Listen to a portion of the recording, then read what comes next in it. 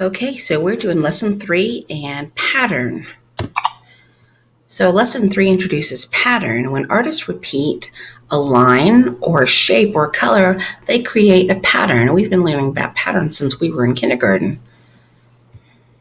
Make a list of words usually associated with the word pattern. Let's take a look at something real quick. Okay, this one's okay, never mind.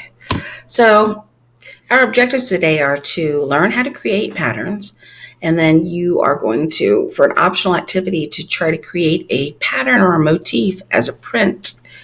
And then you're going to understand that colors and shapes in fiber artwork may be representative of an artist's culture. So we're going to take a look at that real quick. So we said that lesson 3 introduces patterns. So we're going to look at these two artworks, two artists. Make sure I pronounce these correctly. Carolyn Mazlumi. Now, Carolyn Mazlumi, she was born in 1948, created a lot of quilts and displays her African American heritage. She features a lot of work in museums and the Smithsonian. And let's see here. She also founded the Women's Color Quilters Network, which promotes fiber artwork by African Americans. So currently there's about 1,700 members, and she holds a doctorate in aerospace engineering, and she's been quilting about 40 years. So this is her artwork right here, and it's called Mass Communion. This one right here is by an artist. Remember, photography is also considered art. Elliot Elisifon. Elliot Elisifon, who is a photographer, filmmaker, and a painter, and he would go around and photograph a lot of the African culture, and a lot of the stuff that he found and a lot of his artwork he actually gave or bequeathed to the museum. The photograph above is a man wearing a kente cloth. The word kente comes from the term kenten, which means basket. Kente cloths can be identified by their vibrant colors, their multicolored patterns, geometric shapes, and bold designs. The cloth's designs often resemble the woven design of a basket. I'm sure some of you guys have seen this. Some of you guys may even have some. So let's look at the artwork on these pages. Mazlumi's artwork is a symbolic quilt made from cotton and silk. And Elisifon's photograph is a portrait of a man wearing a kente cloth, wrapped in a traditional manner. Can you find the repeated shapes on the quilt and the kente cloth? We're going to study both works of art to find examples of the patterns. So we're going to look at it first before we actually talk about it. So I want you to look at this, and without me saying anything, I want you to look to see the different patterns that you see on here. Okay. Zoomed in. This is the one made by Carolyn Mazlumi. Okay. Then we're going to look at this one.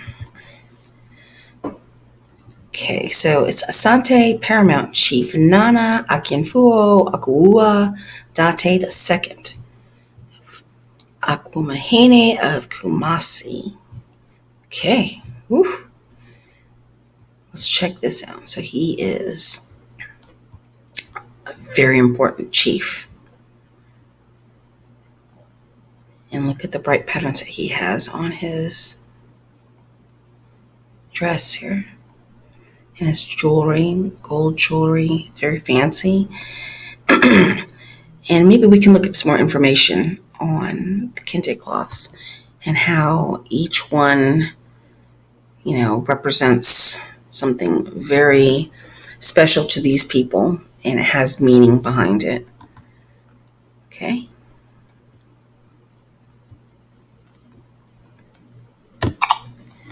So where do we see lines and shapes repeated in the work of art? When we look at Mazlumi's artwork, you can see the motif on the border of the quilt in rows. So this is like the motif that we were talking about. They were talking about like these right here, the motif on the corners. Okay. And then on the rows right here, you can see the rows. You see that they're like turtles, and then they each have like some kind of little They look like some little designs that repeat over and over again.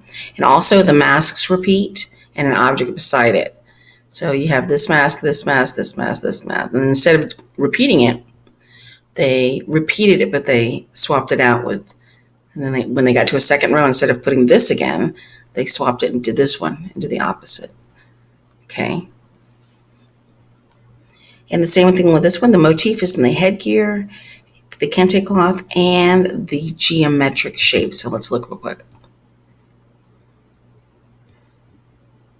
You see the patterns of the stars and the moon on the headgear or crown. And then you have the zigzags and the colors. Also, these X with the triangular designs on it. Also in his jewelry. And these things right here also have the same repeated patterns over and over again. Okay. Where your eyes look first, where your eyes look last. So when you look at this artwork, normally when you look at an artwork, the eye's natural tendency is to go to the upper left corner. So you know it's going to go to the left corner. Usually your eyes go from left to right and then goes down. And then you're going to go back up and it goes to the middle. But usually if you look at something, your eyes are always drawn to this part right here. So you can always arrange your patterns or things in your artwork to start up here and to bring your eyes around to follow it. Same thing with this one. He is in the top center, so your eyes naturally look at his face. And then you're moving around the picture by looking at his outfit and the different patterns. But he also is in the center at the very top, so that's naturally where your eyes will look, going from left to right and around.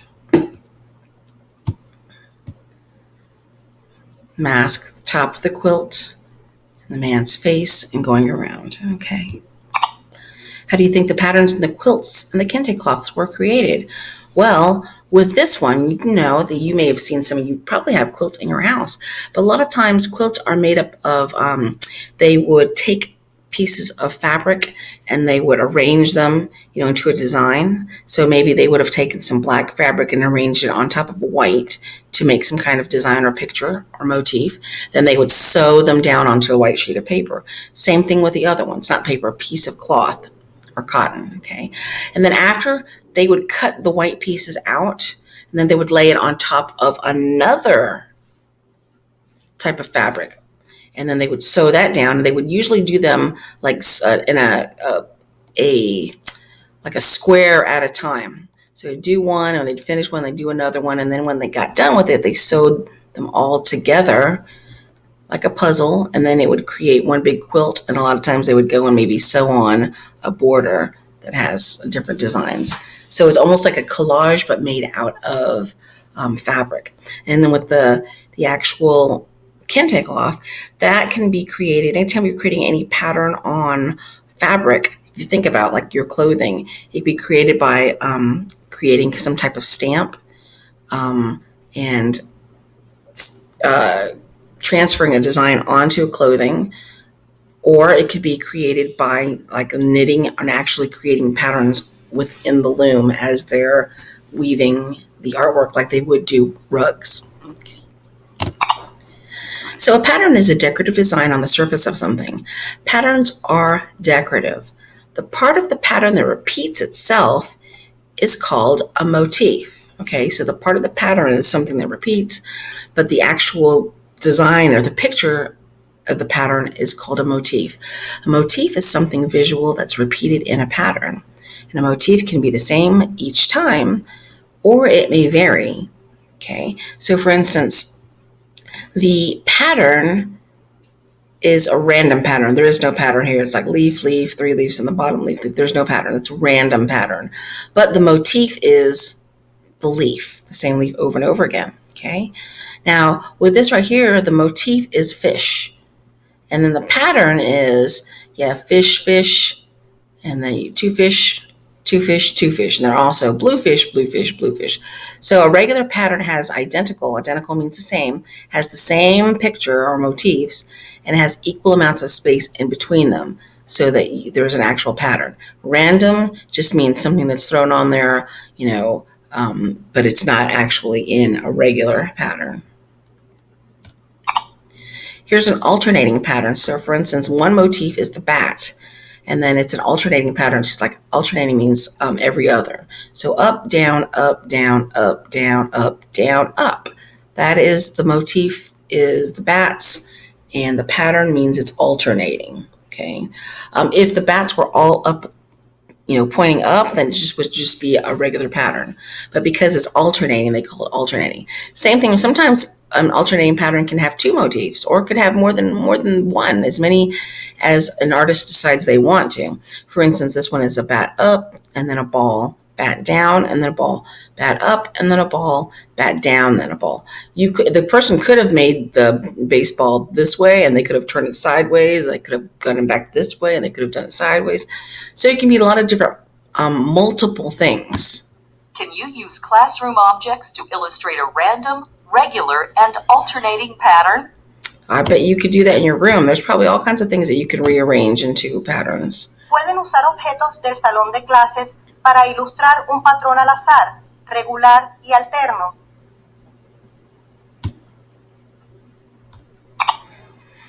So if you were to create a pattern, here's just what it would look like. You just gather random things, and you could actually make patterns with anything. Here they used a pencil, a colored pencil going down, a blue crayon going up, colored pencil going up, and then see how they switched it. Now the crayon is going this way, and it's yellow. So these are just alternating patterns. What you can try to do, let's look at what kind of art, kind of patterns the student used in this artwork. Thomas Garcia, age 9, he just created, it looks like this, he just created, maybe did a stamp, maybe took something circular. Sometimes you can do this with like a potato, and you could take a potato and you can take a pencil, you can carve a design on it and let it dry out, then you could paint it, and then you could stamp it onto a piece of paper. So it looks like they started out with a yellow construction piece of paper. They put some red paint on the stamp and stamped all these, making sure that they were all these butterflies are all in the same direction, and they're not. He could have alternated going up and sideways, up and sideways, up and sideways, but he chose to create his designs all going the same way. And then he changed the background though. So he made it alternating with the green. I want to say diamonds, but they're not diamonds. These are actually squares just turned sideways. The green squares and then the yellow squares. Green squares, yellow squares, and that's how he created his alternating pattern. Okay, if you were to create a paper quilt out of a random, irregular, alternating pattern. So let's look at this. So if this is something you want to try at home, you could actually take some plastic or some foam. What you can do is for extra styrofoam is whenever your mom cooks dinner and she uses a ground beef or any of the meat that she gets in the grocery stores, and sometimes a lot of times it has a styrofoam on the bottom. So what you can do is you can ask if she'll allow you, if you could, not to throw it away, and if you could keep it, you could take that and wash that up real close with soap, clean it and let it dry. Then afterwards you have some styrofoam. Then what you would do is you draw your design on the styrofoam, and you go back and kind of like press it really hard so it makes a dent in the styrofoam, just like she did right here with her, looks like a sun. And after you get finished, you can put some kind of paint. They use ink, which is real thick, but you could totally use paint. If you don't have paint, you could find things around your house that have kind of color. You could put a design on it and paint it, and then you take it and you can see how this person took it and they flipped it upside down. They painted it with black paper. You can use paintbrush or something, you could even put a bunch of paint in a tray, and you could take it and stick it on there. And you could basically just take it and then stamp it onto a piece of paper. This is no different than when you create a print with your shoes. Say that you were walking in, if you go to walk in water and then you step in a puddle with water, and then you put your foot on the floor or a dry piece of the concrete, and it creates a print or a pattern. This is the same thing, except using water, they're using paint. Okay, so this is something you can definitely try at home. There are all kinds of tips and all kinds of different things that people use to make their prints, and you're welcome to look that up and try that and see if you like that. That's called printmaking. You can make a monoprint. So after you create your artwork, you should be able to describe the motif in the pattern that you created. It says you should be able to describe what kind of pattern you use. you could name your quilt, and you could actually go to your grandma's house or look around your house and see if you have a quilt, and you can look at that. Chances are you might even have a quilt on your bed and see what kind of motif and patterns that are on there. Okay. And did you illustrate the pattern correctly? Okay. Did you have one going the wrong way, and how would you change it next time? All right. You've completed lesson 3.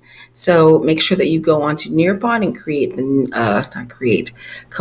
the Nearpod lesson where I can actually see your examples to check for your understanding.